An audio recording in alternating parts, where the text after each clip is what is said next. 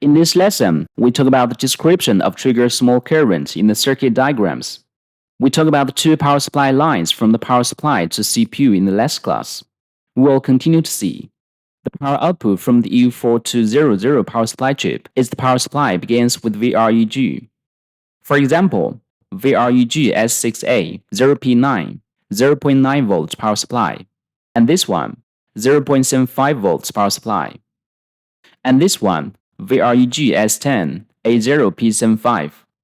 This is power output from the switching power supply module integrated inside the power chip. Does it power the CPU? We have another way to determine. Our last lesson was by looking at the wiring that goes to CPU, which goes to the U4200, to the U2400, and back again. We found that it doesn't go to CPU, then it's not powering the CPU. Let's see if the power supply goes to CPU. This power supply goes to page 38. What is this chip called? It is called SM8250. It is the seventh part of the description of this chip. U3100 is the CPU. Okay, here we see another way to determine the CPU power. First, we need to know which chip is the CPU. The chip is generally rectangular on the circuit diagram. The position number will be marked on the top of it, and the model number will be marked on the bottom. For example, this CPU, U3100 is its position number, SM8250 is its model.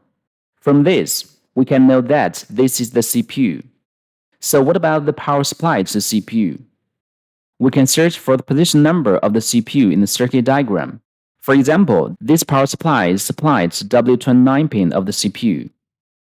Then this power supply is the power supply of the CPU.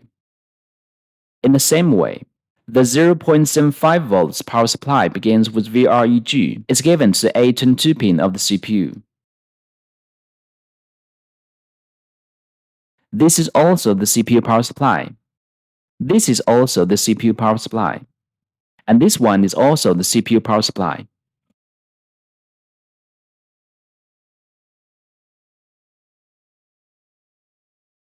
This is the description page of the chip. This 0.88 volts power supply is supplied to the AC33 pin of the CPU. Similarly, this is also the CPU power supply. And this one is also the CPU power supply.